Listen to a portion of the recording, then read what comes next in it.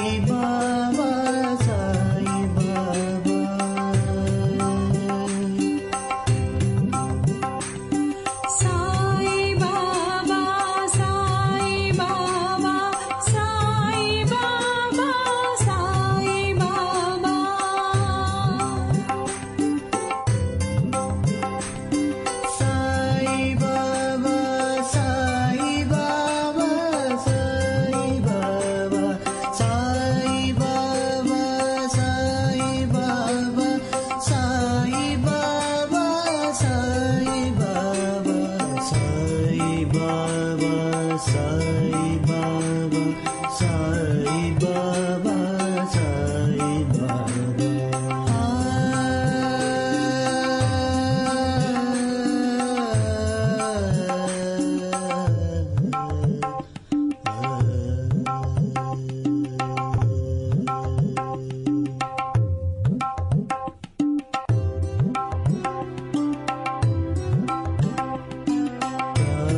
Baba Sai Baba